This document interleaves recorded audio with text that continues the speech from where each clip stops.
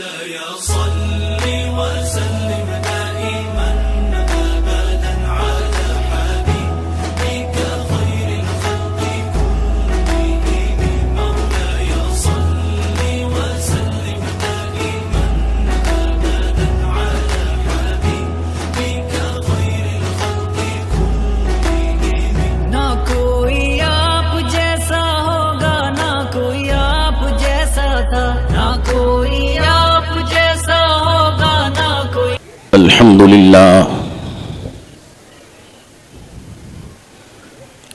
الحمد للہ رب العالمین والصلاة والسلام على من كان نبيا وآدم بين الماء والطين وآله وأصحابه أجمعين إلى يوم الدين أما بعد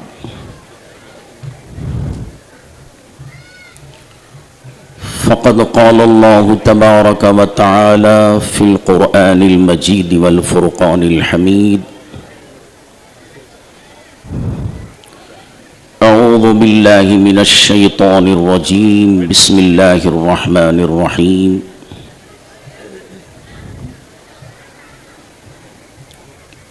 قل يا أيها الناس إني رسول الله إليكم جميعا وقال النبي صلى الله عليه وسلم كان النبي يبعث إلى قومه خاصة وبعثت إلى الناس عامة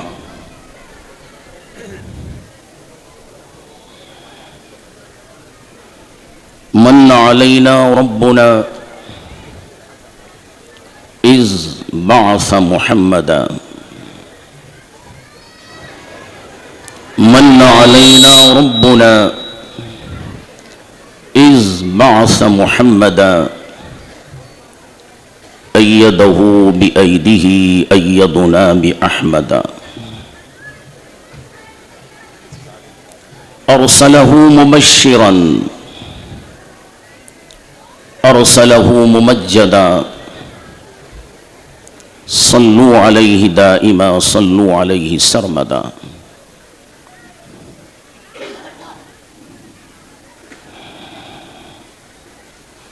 واہ کیا جود و کرم ہے شہ بطحہ تیرا واہ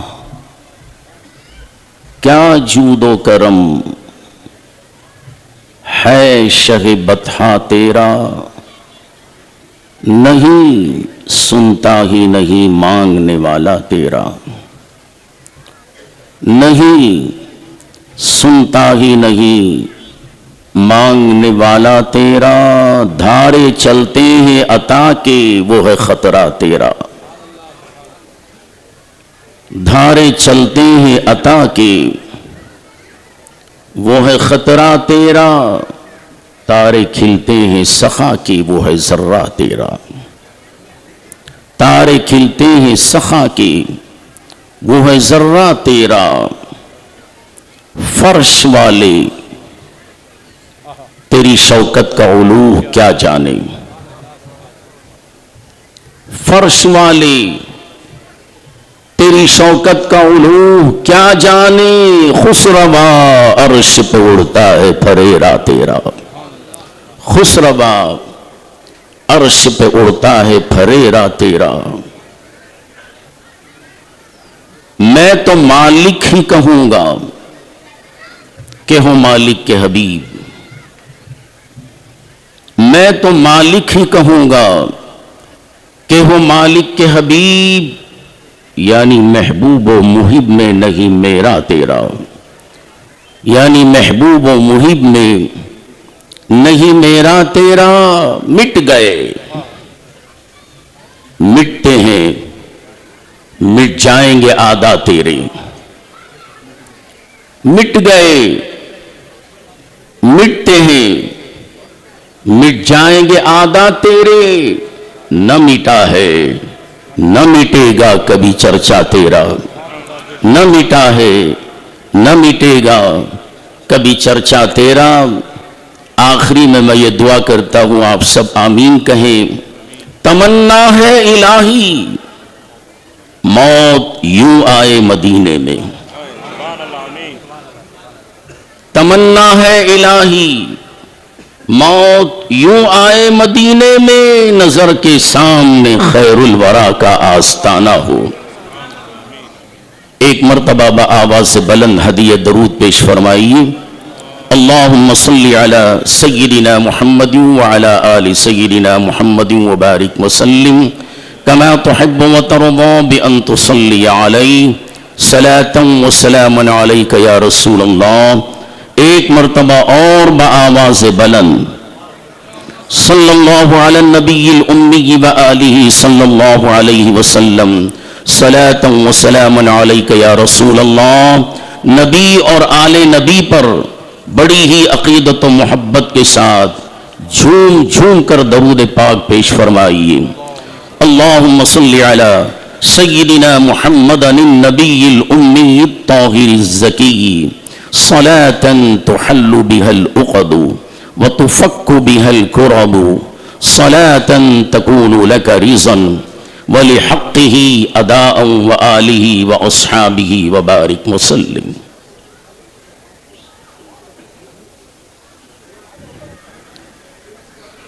پرستاران توحید،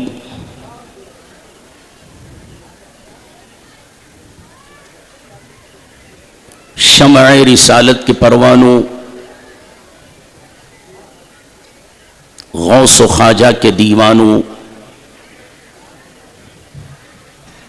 سرزمین ٹیپو سلطان کے شیروں،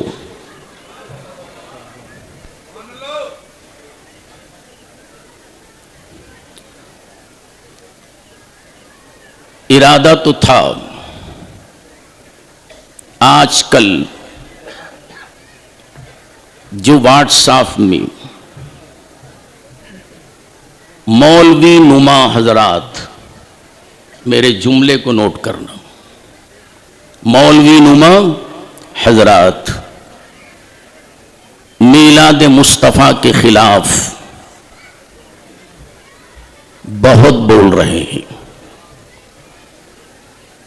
جب میلاد مصطفیٰ کا چاند نظر آتا ہے، ان کے مرض میں اضافہ ہوتا چلا جاتا ہے۔ فی قلوبہم مرض فزادہم اللہ مرضا، بڑھتا چلا جاتا ہے۔ اس پر گفتگو میری صبح کے جلسہ میں آپ حضرات نے سماعت فرمائی۔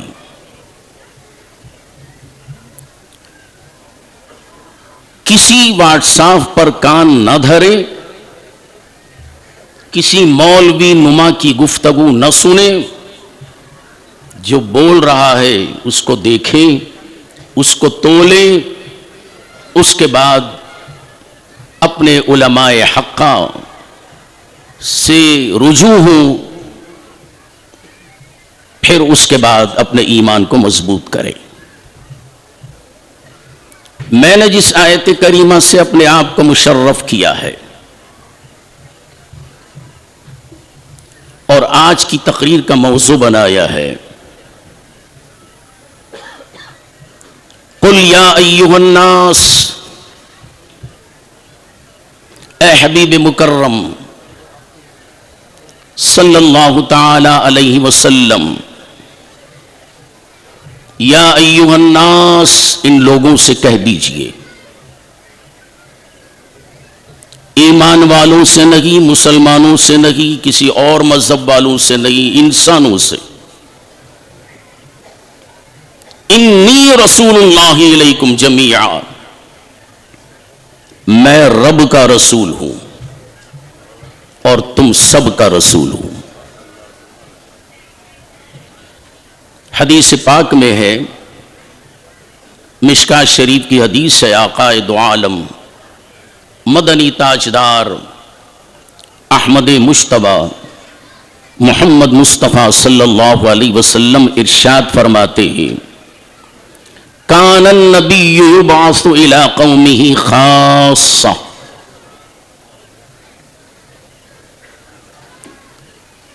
ہر نبی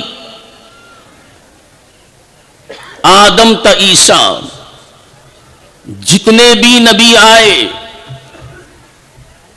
وہ کسی ایک قوم کے نبی بن کے آئے، کسی ایک ملک کے نبی بن کے آئے، کسی ایک ایریا کے نبی بن کے آئے۔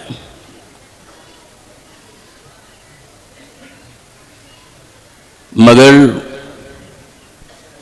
ہمارے اور آپ کے پیارے آقا جناب محمد الرسول اللہ صلی اللہ علیہ وسلم یبعث الی قومہ خاصہ،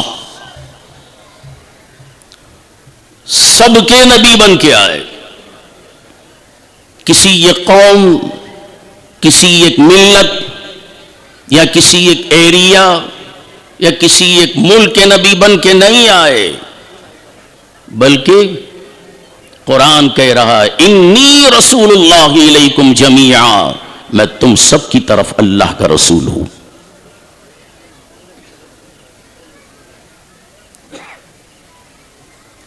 اللہ رب العالمین ہے، سب کا رب ہے، کسی یہ قوم کا رب نہیں۔ مسلمان اس کا بھی وہ رب، غیر مسلم اس کا بھی وہ رب، یہود و نصارہ کا بھی رب، مشرق میں بسنے والے ہوں اس کا بھی رب، مغرب میں بسنے والے ہوں اس کا بھی رب، شمال و جنوب میں رہنے والے ہوں اس کا بھی رب۔ رب العالمین وہ عالم کا رب ہے، جہاں جہاں جس جس جگہ کا خدا رب العالمین ہے، وہاں وہاں کے لیے میرے پیارے حبیب محمد الرسول اللہ صلی اللہ علیہ وسلم رسول العالمین ہے۔ سب کے رسول۔ پھر وضاحت کے لیے میں کہہ دوں، حضرت سیدنا آدم علیہ السلام کی ربوبیت سب پر حاوی، وہ سب کے باپ، ہندو کے بھی باپ، مسلمان کے بھی باپ، یہودی نصارہ کے بھی وہ باپ، جس طریقے سے وہ سب کے باپ ہیں، ایسے ہی حضور رحمت عالم صلی اللہ علیہ وسلم سارے عالمین کے لیے رسول ہے۔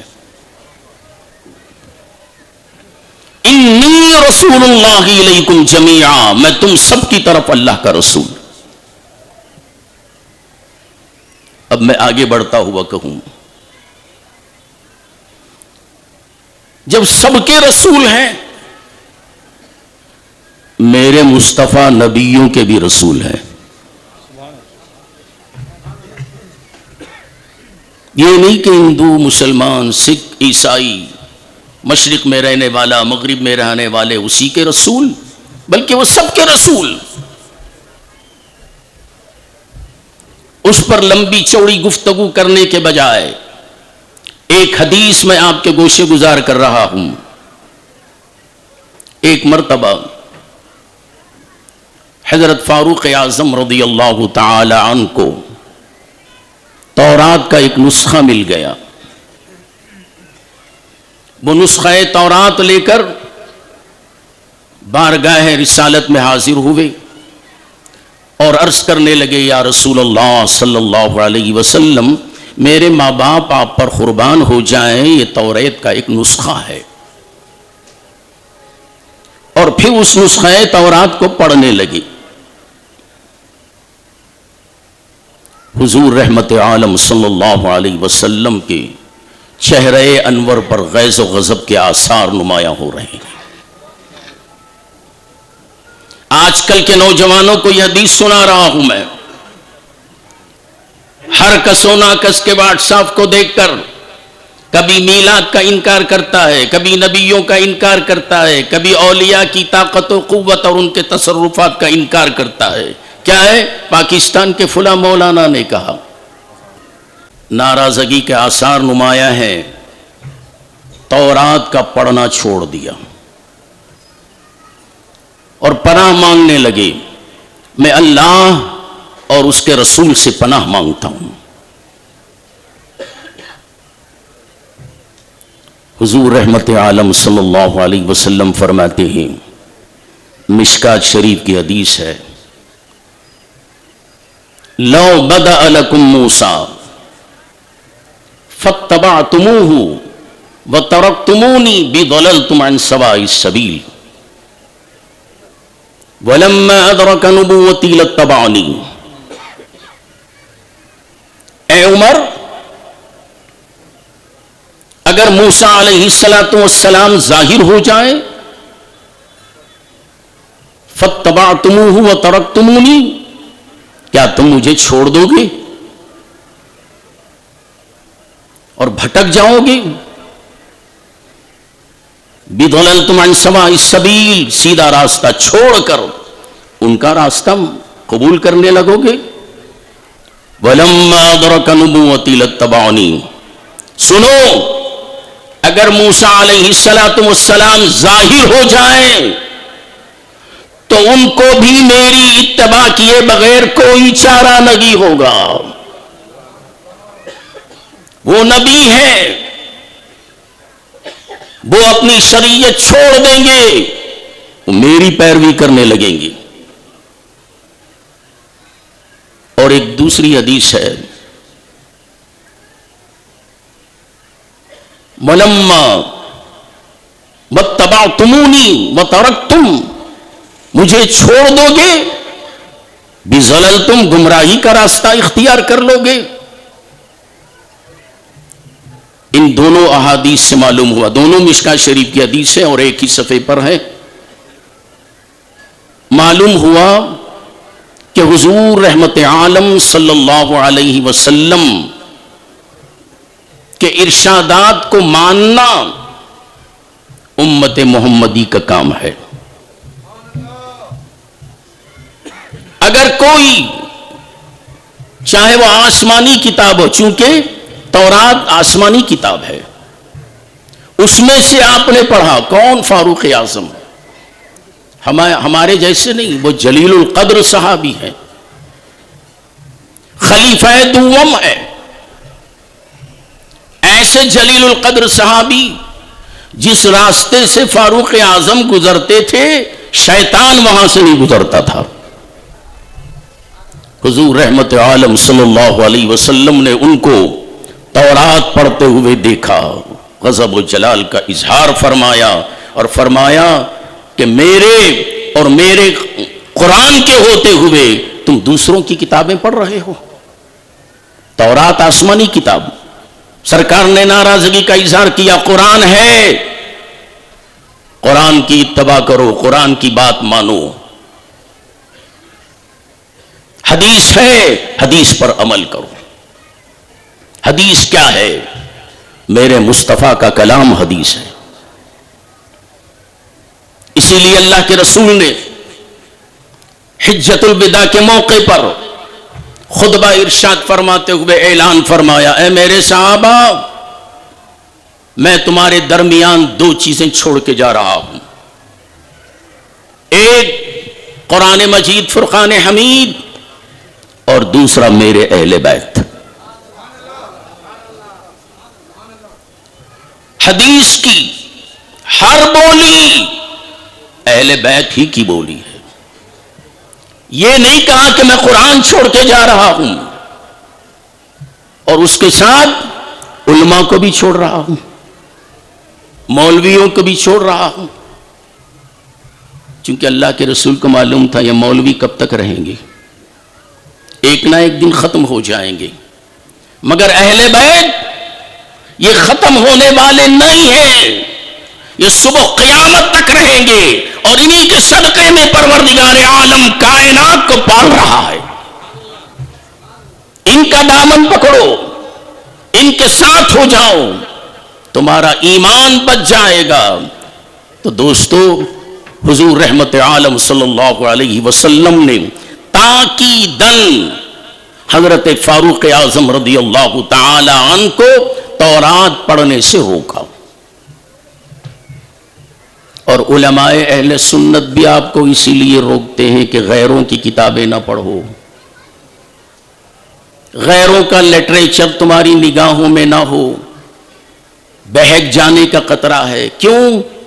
اگر دیکھنا ہی ہے تو علماء حقہ کی کتابیں پڑھو،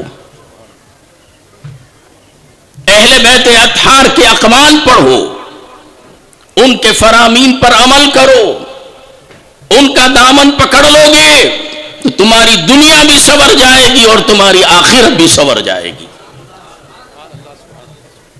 انہی کا دامن ہے جس کے صدقے میں کل قیامت کے دن ہماری اور آپ کی نجات ہوگی. بات آ گئی ہے تو میں عرض کروں، محشر کا میدان ہے، نفسی نفسی کا عالم ہے، کوئی کسی کا پرسان حال نہیں، ہر ایک پریشان. یوم یفر المرء من اخیہ وامہ وابیہ وصاحبتہ وبنیہ. کوئی کسی کا پرسان حال نہیں ہے.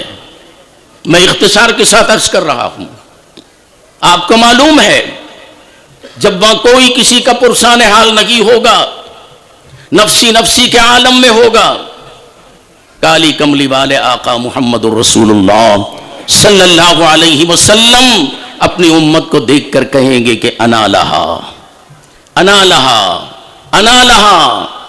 ہر ایک اذهبوا الی غیری کہہ رہا ہوگا، میرے مصطفیٰ پکاریں گے انا لہا، آؤ میں تمہاری شفاعت کروں گا، میں تمہاری سفارش کروں گا. سب کو کالی کملی میں چھپا لیں گے اور عرش کے نیچے سجدہ ریز ہوں گے، دعا کر رہے ہوں گے. حکم الہی ہوگا ارفع راسک،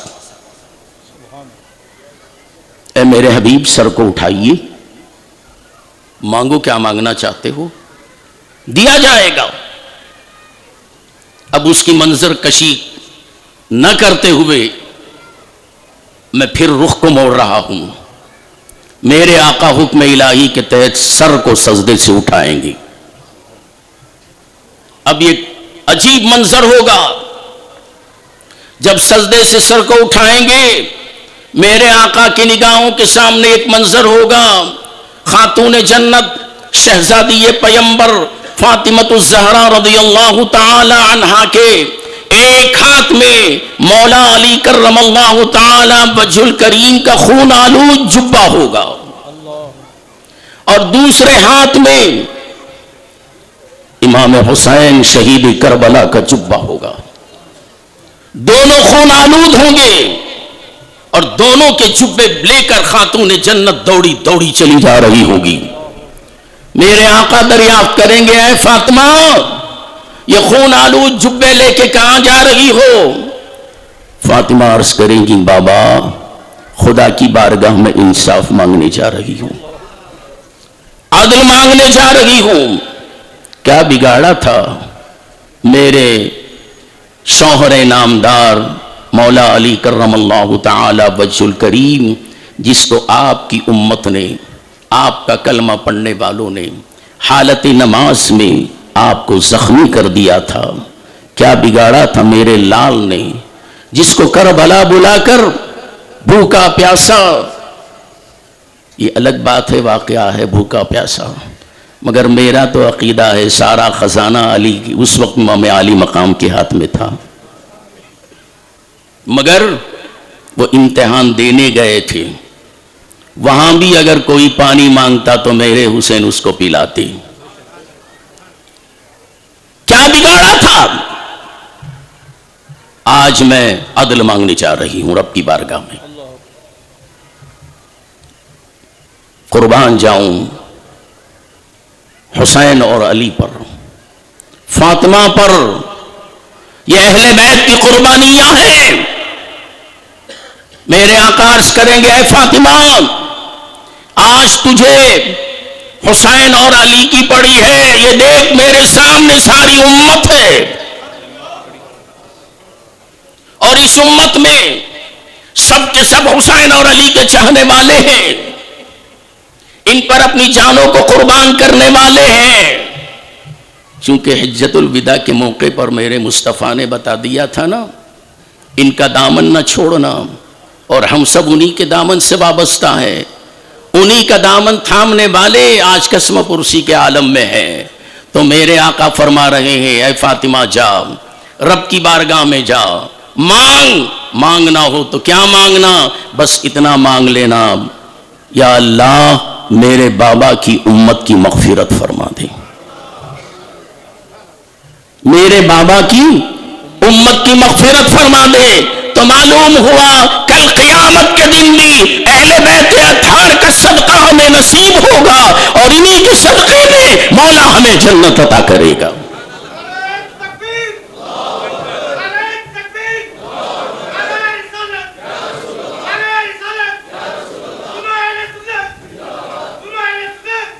نماز پر نماز، روزے پر روزہ، حج پر حج، زکات پر زکات دیے جا رہے ہیں۔ ارے کیا کر رہا ہے؟ کہا کہ جنت کے لیے کر رہا ہوں۔ میں کہتا ہوں یہ سب اپنی جگہ ہے، اگر تجھے جنت چاہیے تو سرداران جنت کی تعظیم کر۔ جنت کے سردار ہیں، جنت کے سردار ہیں، جنت کے سردار ہیں۔ پہلے تعظیم، بغیر تعظیم کے، بغیر ادب کے، بغیر احترام کے کوئی چیز تمہیں نصیب نہیں ہوتی۔ صبح کی تقریر میں میں بتا رہا تھا سورہ فتح کی آیت کوٹ کر کے، انا ارسلناک شاہدا ومبشرا ونذیرا لتؤمنوا باللہ ورسولہ وتعزروہ وتوقروہ وَتُسَبِّحُوهُ بُكْرَةً وَأَصِيلًا۔ دو چیزیں چھوڑے جا رہا ہوں، ایک قرآن مضبوطی سے پکڑو، ایک ایک آیت کو سمجھو، یہ کس کا کلام ہے؟ خدا کا کلام ہے، کلام خدا کا ہے، بولی میرے مصطفیٰ کی ہے۔ خدا نے پڑھ کے نہیں سنایا، مصطفیٰ نے پڑھ کے سنایا ہے۔ قرآن پر عمل کرنے کے لیے پہلے حدیث پر عمل کرو، چونکہ مصطفیٰ کی بولی حدیث، مصطفیٰ کا فرمان حدیث۔ تو پہلے کیا ماننا؟ حضور کو شاہد مانو، بشیر مانو، مبشر مانو۔ نبی پر ایمان لانے سے پہلے، بعد میں نہیں، کس سے پہلے؟ ایمان لانے سے پہلے جس ذات پر ایمان لا رہے ہو اس کی شان اور اس کی عظمت کو پہچانو اور اس کو تسلیم کرو۔ جس کو ہم ماننے والے ہیں وہ شاہد بھی ہے، اور شاہد کیسا؟ حاضر بھی اور ناظر بھی۔ آج کے بھی گواہ، کل قیامت کے دن بھی گواہ، آپ کے تشریف لانے سے پہلے کے بھی گواہ، نبیوں کے بھی گواہ، ساری کائنات کے گواہ مصطفیٰ۔ آپ کہیں گے گواہ اس کو بنایا جاتا ہے جو دیکھ رہا ہو، جس کو نظر آ رہا ہو۔ مصطفیٰ تو 1400 سال پہلے تشریف لائے۔ دوستو تشریف لانے کے بعد جو دیکھا اس کے بھی گواہ، تشریف لانے سے پہلے جو نور بن کر چمک رہے تھے تو اس وقت میرے نبی کی نگاہوں کے سامنے کائنات نوری سے وجود میں آ رہی تھی۔ زمین کے بھی گواہ، آسمان کے بھی گواہ، ملائکہ کے بھی گواہ، نبیوں کے بھی گواہ، سب کے گواہ، ان تمام لوگوں کے گواہ حضور ہیں اس پر۔ اس کو پہلے مانو۔ وہ مبشر بشیر بھی مانو، ڈرانے والا مانو، مان لیا۔ میں امیر الحق صاحب کو مانتا ہوں، خالی مانتا ہوں، ان کے اوصاف کو نہیں مانتا، ان کے طور طریقے کو نہیں مانتا۔ نہیں مانتا، عقیدہ نہیں تو پھر ماننا بیکار۔ جب مان لیا، یقین ہو گیا، یہ شاہد ہے، یہ مبشر ہے، یہ نذیر ہے، تو اب مولا کہتا لِتُؤْمِنُوا بِاللَّهِ وَرَسُولِهِ، اب اللہ اور اس کے رسول پر ایمان لا۔ ایمان بعد میں، جب ایمان لا لیا تو کس پر ایمان لانا؟ اللہ اور اس کے رسول پر۔ اللہ پر تو پہلے سب ایمان لاتے ہیں، نہیں ماننے والا بھی اللہ کو مانتا ہے، تو پھر یہاں اللہ کے ساتھ رسول کیوں؟ جب تک رسول کو نہیں مانے گا خدا پر ماننے کا کوئی معنی نہیں ہے۔ لِتُؤْمِنُوا بِاللَّهِ وَرَسُولِهِ، اب ایمان لا لیا۔ ذہن حاضر ہے نا؟ میں ادھر ادھر کی بات نہیں کرتا۔ اب اللہ اور اس کے رسول پر ایمان لا لیا تو اب کیا کرنا؟ نماز پڑھنا نہیں، زکوٰۃ دینا، نیک اعمال کرنا، کہا کہ نہیں، پھر کیا کرنا؟ ایمان لا لیا اللہ اور اس کے رسول پر، اب نماز نہیں، روزہ نہیں، حج و زکوٰۃ نہیں، پھر کیا؟ وَتُعَزِّرُوهُ وَتُوَقِّرُوهُ، جس پر تم ایمان لا چکے ہو اس رسول کی تعظیم و توقیر کرو۔ بات سمجھ میں آ رہی ہے؟ اس رسول کی تعظیم و توقیر، اس رسول کی تعظیم و توقیر کرو۔ تعظیم اور توقیر تم نے کیا، اب اس کے بعد بھی نماز کا حکم نہیں ہے، اس کے باوجود بھی روزے کا حکم نہیں ہے، پھر کیا ہے؟ کہا کہ اللہ اور اس کے رسول پر ایمان لا لیا تو ان کی تعظیم و توقیر کرو، ان کا ادب کرو، ان کا احترام کرو، اور احترام کے بعد وَتُسَبِّحُوهُ بُكْرَةً وَأَصِيلًا، صبح و شام اللہ کی تعریف بیان کرو۔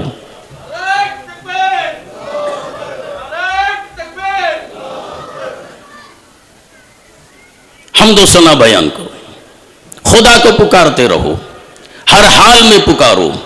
وَتُسَبِّحُوهُ بُكْرَةً وَأَصِيلًا، صبح بھی پکارو، شام بھی پکارو، پکارتے رہو، چونکہ خدا کی پکار سے تمہارا جسم اور تمہاری روح بالیدگی حاصل کر لیتی ہے۔ جب یہ پاک ہو گیا، صاف ہو گیا، اس کے بعد میں حکم دیا کہ تو نماز پڑھو۔ جب تک روح اور جسم پاک نہیں ہوتا اس وقت تک نماز نہیں۔ گندے نماز پڑھتے؟ ناپاک کپڑے پہن کے نماز پڑھتے؟ جی نہیں۔ نماز کے لیے کن کن چیزوں کا پاک ہونا ضروری ہے میرے سے زیادہ آپ جانتے ہیں، چونکہ میں کم نماز پڑھتا ہوں، آپ زیادہ پڑھتے ہیں۔ جگہ کا پاک، بدن کا پاک اور جسم کا پاک۔ اب اللہ تعالی اور اس کے رسول پر ایمان لانے کے بعد ذکر کرایا، رب کائنات نے صبح و شام ذکر کرایا، رات کو بھی ذکر کرایا۔ آپ بولیں گے رات کو تو میں سو جاتا ہوں، کیسے ذکر کروں؟ ارے دوستو، اگر رات کو ذکر کرنا ہے، بغیر بولے کے ذکر کرنا ہے تو اللہ والوں کے پاس آؤ، وہ پاس ان پاس کا ذکر دیتے ہیں، سانسوں میں یاد الہی بساتے ہیں۔ جب تم سانس میں خدا کو یاد کرتے ہو تو روح اور جسم آپ کی پاک ہو گئی۔ اب نماز پڑھو، نماز پڑھیں گے تو کیا ملے گا؟ ارے نماز پڑھیں گے تو جنت نہیں ملے گی، نماز پڑھیں گے تو میرے مصطفیٰ دکھائی دیں گے۔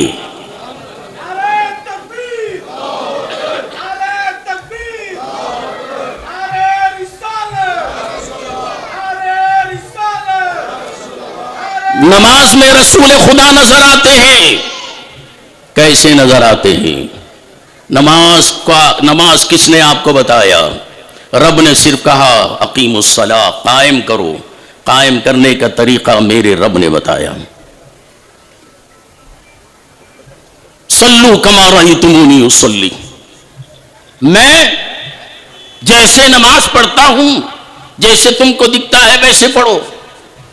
ہم نے پڑھنا شروع کیا، نماز پڑھتے رہے، نماز میں قیام کیا، رکوع کیا، سجدہ کیا، قیدہ کیا، سب کچھ کیا.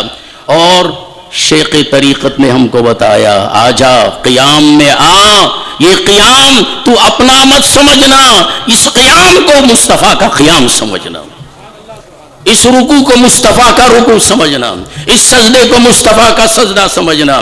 جب یہ سمجھتا رہے گا اور سمجھ کر پڑھتا رہے گا تو نماز میں مصطفیٰ کی یاد آ گئی، قیام میں مصطفیٰ یاد آئے نہیں، رکوع میں یاد آئے نہیں، سجدے میں یاد آئے نہیں، سلام پھیرتے وقت مصطفیٰ یاد آئے کہ نہیں؟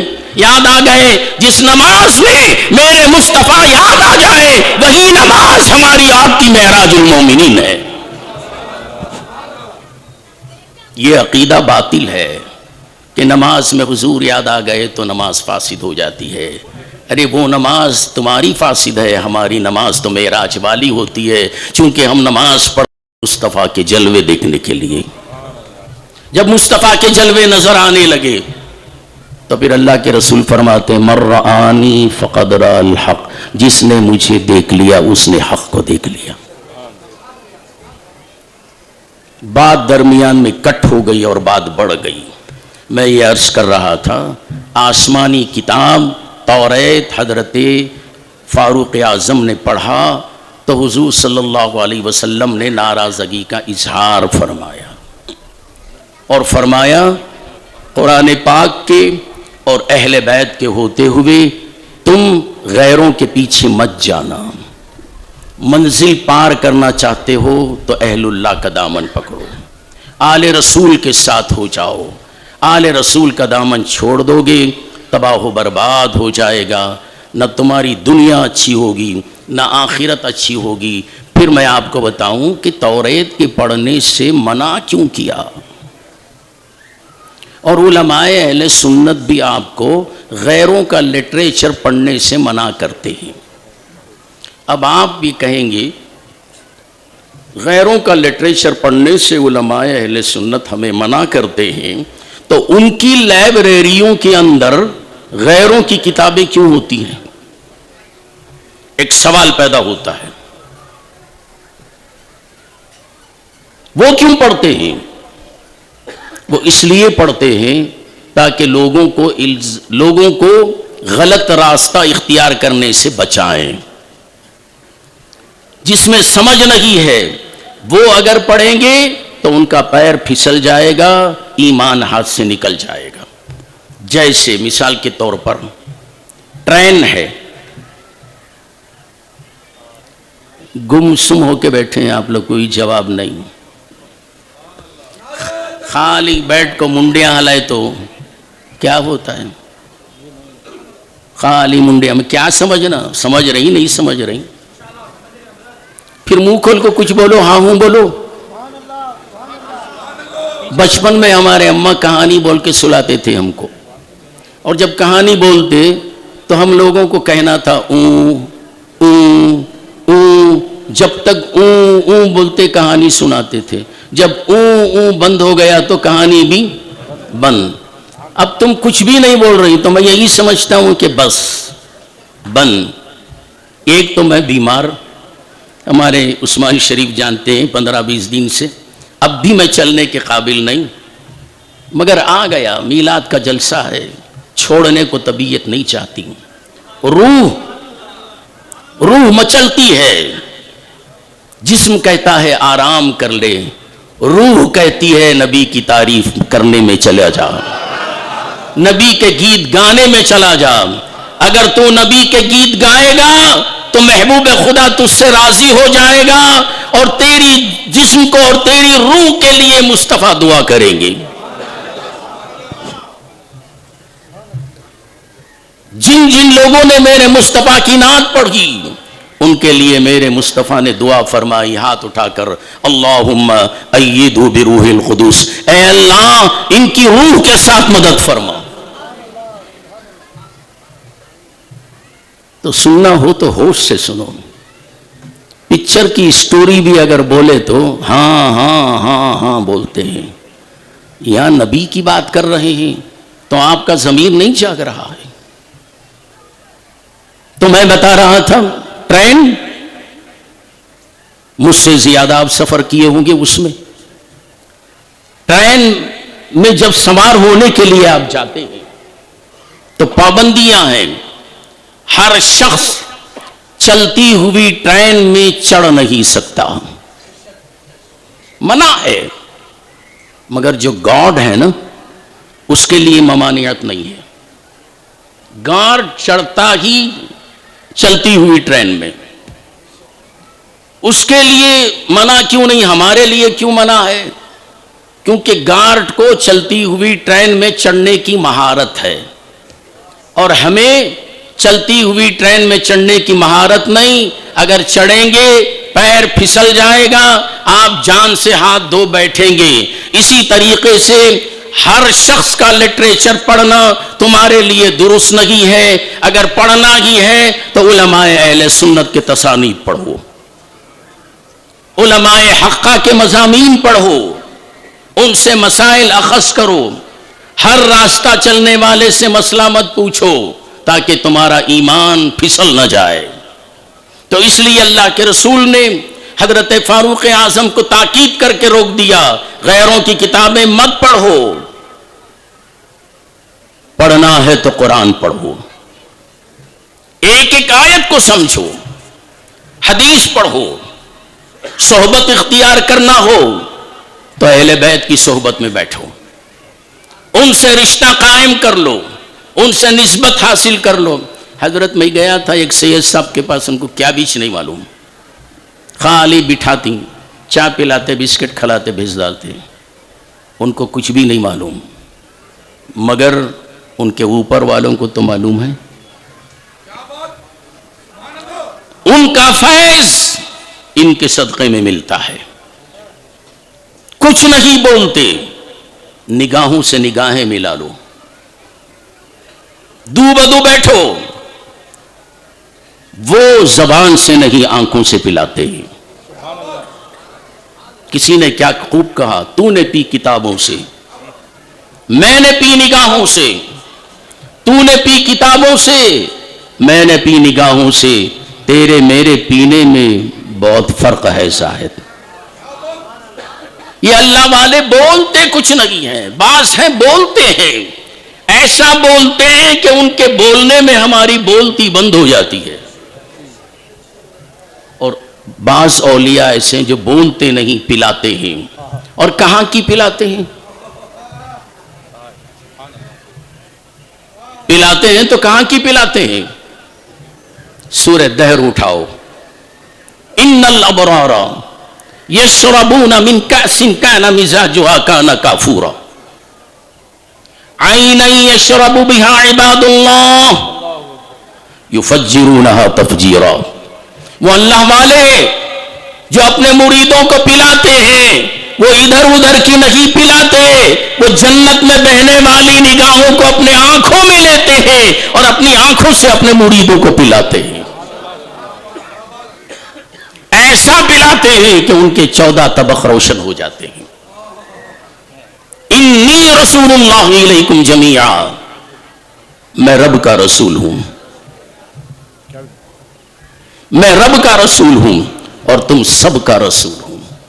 اب ایک اختلافی بات کہہ دوں، علماء میں ہوتی ہے، علم والوں میں ہوتی ہے، ہو سکتا ہے کہ وہ میرا دامن پکڑ لیں. قرآن میں ایک آیت ہے، انا ارسلناک کافۃ للناس وما ارسلناک الا کافۃ للناس. یہ قرآن کی آیت ہے. اے حبیب مکرم صلی اللہ علیہ وسلم، ہم نے آپ کو انسانوں کے لیے، انسانوں کی طرف بھیجا. اور پھر حدیث پاک میں نے پڑھی بخاری کی، کان النبی یبعث الی قومہ خاصہ وبعثت الی الناس عامہ. حدیث میں الناس کا لفظ، قرآن میں الناس کا لفظ. مولانا کیا ہمیں بیوقوف سمجھ کے بتا رہے ہیں کہ یہ جنوں کے بھی رسول ہیں، جمادات کے بھی رسول ہیں، حیوانات کے رسول ہیں؟ قرآن میں بھی الناس، حدیث میں بھی الناس. تو چلو آپ نے جو کہا وہ اپنی جگہ مسلم ہے، مگر میں کہوں گرامر میں تذکیر کے صیغوں میں عورتوں کو بھی شامل کر لیا جاتا ہے. جب تذکیر کے صیغے استعمال ہوتے ہیں وہاں مرد اور عورتوں کے لیے پکارا جاتا ہے. اسی طریقے سے اس میں الناس ہے، الناس میں جن بھی مراد ہے اور انسان بھی مراد ہے. اور اس کی وضاحت حضرت ابن عباس رضی اللہ تعالی عنہ فرماتے ہیں وَمَا أَرْسَلْنَاكَ إِلَّا كَافَّةً لِلنَّاسِ بَشِيرًا وَنَذِيرًا وَمَا أَرْسَلْنَاكَ إِلَّا كَافَّةً لِلنَّاسِ فَأَرْسَلَهُ إِلَى الْجِنِّ وَالْإِنسِ. جنوں اور انسانوں کی طرف ہم نے آپ کو رسول بنا کر بھیجا. اور میرے مصطفیٰ فرماتے ہیں خلقت إِلَى النَّاسِ عَامَّةً، میں سب کی طرف اللہ کا رسول بن کے آیا ہوں.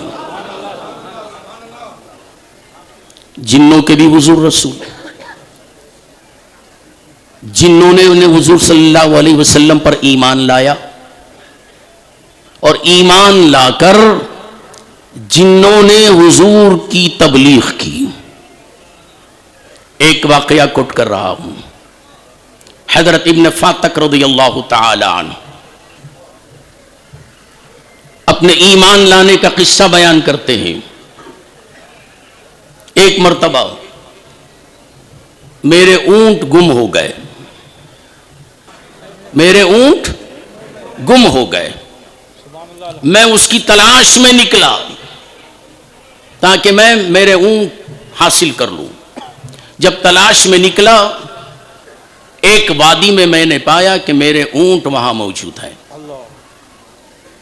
میں نے ان کو اپنے قبضے میں لے لیا اور ایک درخت سے باندھ کر، تھک گیا تھا تلاش کرتے کرتے، درخت کے سائے کے نیچے سو گیا اور عادت کے مطابق پڑھا نعوذ بعزیزی ھذا الوادی، میں اس وادی کے بڑے جن سے پناہ مانگتا ہوں.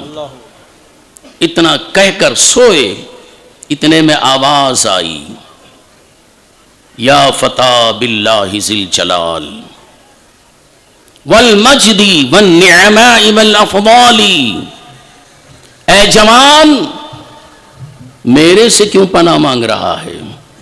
اس اللہ سے پناہ مانگ جو فضل و کرم کا مالک ہے. پھر فرماتے ہیں میں سوچنے لگا یہ آواز دینے والا کون؟ اے آواز دینے والے ذرا بتا میرے لیے ہدایت کا راستہ کیا ہے؟ تو پھر آواز آتی ہے جاء رسول اللہ ذو الخیرات بیسرب یدعو الی النجات. جاؤ جاؤ مدینہ منورہ جاؤ، وہاں ہمارے اور آپ کے پیارے آقا محمد الرسول اللہ صلی اللہ علیہ وسلم تشریف لائے ہیں، ان پر ایمان لاؤ. حضرت ابن فاتق فرماتے ہیں میں نے فوراً کہا اگر کوئی میرے یہ اونٹ میرے گھر تک پہنچا دے تو میں ابھی مدینہ منورہ جاؤں گا اور رسول اللہ صلی اللہ علیہ وسلم کے دست کرم پر ایمان لاؤں گا. آواز آتی ہے جاؤ اے ابن فاتق تمہارے اونٹ صحیح سالم ہم گھر تک پہنچا دیں گے. حضرت ابن فاتق فرماتے میں انہی اونٹوں میں سے ایک اونٹ پر سوار ہوا. جس وقت میں مدینہ منورہ پہنچا جمعہ کا دن تھا، نماز جمعہ ہو چکی تھی، میں اپنی اونٹنی بٹھا رہا تھا. اتنے میں حضرت ابو ذر غفاری رضی اللہ تعالی عنہ تشریف لائے اور فرمایا اے ابن فاتق چلو تمہیں رسول اللہ بلا رہے ہیں. غور فرمائیے ابن فاتق نے کبھی حضور کو نہیں دیکھا، حضور نے کبھی ابن فاتق سے ملاقات نہیں کی. جب گئے تو میرے مصطفیٰ پہچان رہے ہیں آنے والا فلاں ہے. یہ بھی حیران، جب گئے نبی کی بارگاہ میں تو میرے مصطفیٰ فرماتے ہیں اے ابن فاتق، جس نے یہاں بھیجا اس نے تم سے کیا کہا؟ اس نے کہا کہ یا رسول اللہ، آپ کے ہاتھ پر بیعت کرنے سے مجھے اللہ اور اس کے رسول کی خوشنودی حاصل ہوتی ہے۔ بٹھا دیا اور آپ داخل اسلام ہوئے۔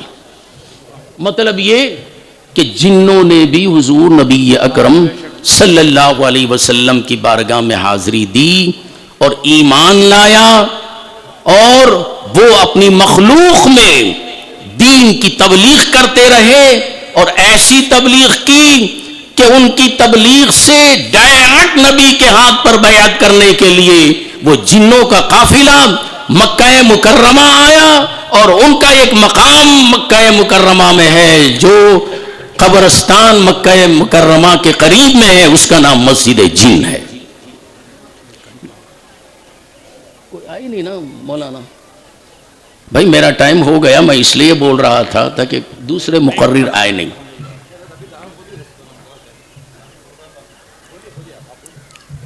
بحیثیت صدر ہونے کے دوسرا مقرر آنے تک بولنا، ورنہ اگر اجازت نہیں تو آپ حضرات کا بہت بہت شکریہ، چونکہ میں تھک چکا ہوں بہت زیادہ۔ درود پاک پڑھ لیجیے، اللہم صلی علی سیدنا محمد وعلی آل سیدنا محمد وبارک وسلم صلاۃ و سلام علیک یا رسول اللہ۔ اور ایسی تبلیغ کی کہ جو میرے مصطفیٰ کے خلاف بولتا تھا، میرے مصطفیٰ کی گستاخی کرتا تھا، ان کی بھی اصلاح کی، اور نہیں مانا تو موت کی گود میں پہنچا دیا۔ واقعہ سنو، یہی ایک واقعہ ہے جس کے بعد میں اپنی بات کو ختم کروں گا۔ مکہ مکرمہ میں ایک شخص رہتا تھا جس کا نام ولید تھا، اور یہ بڑا سخت ترین کافر تھا۔ اچانک اس کے گھر میں جو بت تھا وہ سونے کا تھا، اس میں حرکت پیدا ہوئی اور وہ بول اٹھا۔ کیا بولنے لگا؟ کون بول رہا ہے؟ بت بولتا ہے۔ یہ سب جنوں کی شرارت ہوتی ہے۔ بول اٹھا۔ کیا بولا؟ اے مکے والو سنو، وہ جو محمد ہے صلی اللہ علیہ وسلم اس پر ایمان نہ لانا، نعوذ باللہ وہ جھوٹا ہے۔ بار بار یہ جملے دوہرا رہا ہے۔ ولید بڑا خوش ہوا، بغلیں بجاتا ہوا باہر نکلا۔ میرے فیور کی بات ہو رہی ہے نا، میرے فیور کی بات ہو رہی ہے۔ باہر آیا، اعلان کرنے لگا، اے مکے والو سنو، میرا خدا بولا آؤ میرے خدا کی تقریر سنو۔ پورے مکے کے کافر گئے ولید کے گھر۔ بت وہی جملے دوہرا رہا ہے، حضور کی شان میں گستاخی کر رہا ہے، حضور کی بے ادبی کر رہا ہے۔ سب کو اکٹھا کر کے اعلان کیا، سنو، آج جو ہمارا بت بول رہا ہے وہی جملے پرسوں بھی اگر یہ بولے تو پورے مکے والوں کو اکٹھا کریں گے اور حضور صلی اللہ علیہ وسلم کو بھی اس اجتماع میں بلائیں گے۔ گئے، دعوت دی، میرے مصطفیٰ بھی تشریف لائے۔ تیسرے دن پھر وہی وہ بت میں حرکت پیدا ہوئی، اور جب آج میرے مصطفیٰ تشریف لے گئے تو آج موضوع اس بت کا الگ ہے۔ اے مکے والو سنو، جو محمد ہے وہ اللہ کا رسول ہے، ان کی اتباع کرو، ان کی پیروی کرو، اللہ تم سے راضی ہو جائے گا۔ مضمون بدلا، اور حضور رحمت عالم صلی اللہ علیہ وسلم فاتحانہ طور پر باہر نکلے، رخ کاشانہ اقدس کی طرف۔ راستے میں ایک سوار کو دیکھا، اس کے ہاتھ میں ننگی تلوار ہے، خون بہہ رہا تھا اس تلوار سے۔ اللہ کے رسول صلی اللہ علیہ وسلم نے دریافت فرمایا، تو کون ہے؟ کہا کہ حضور میں نجد کا رہنے والا ہوں، وہاں میں مبلغ ہوں، چند دنوں کے لیے میں گھر سے باہر چلا گیا تھا، اس کا فائدہ فلاں کافر جن نے اٹھایا اور وہ ولید کے بت میں گھس کر آپ کے خلاف بکواس کر گیا۔ میں جب گھر آیا تو میرے گھر والے رو رہے تھے، آہوزاری کر رہے تھے۔ مجھے بڑا غصہ آیا، میں فوراً اس کا تعاقب کرتا ہوا چلا، راستے ہی میں نے اس کافر جن کو قتل کر دیا، اور آج بت کے اندر میں خود گھس کر جس قدر میں نے تعریف کی یا رسول اللہ وہ میں نے ہی کی۔ تو معلوم ہوا انی رسول اللہ علیکم جمیعا، سب کی طرف میں رسول بن کے آیا ہوں، جنوں کے بھی رسول، جمادات کے بھی رسول، نباتات کے بھی رسول، یہاں تک کہ محمد الرسول اللہ وہ خدا کے بھی رسول ہے۔ دعا ہے کہ اللہ تعالی مجھے اور آپ کو شان مصطفیٰ کو سمجھنے کی توفیق عطا فرمائے، اور وتعزروہ وتوقروہ کے حکم کے مطابق نبی کی تعظیم و توقیر کرنے کی سعادت نصیب فرمائے۔ وآخر دعوانا ان الحمد للہ رب العالمین۔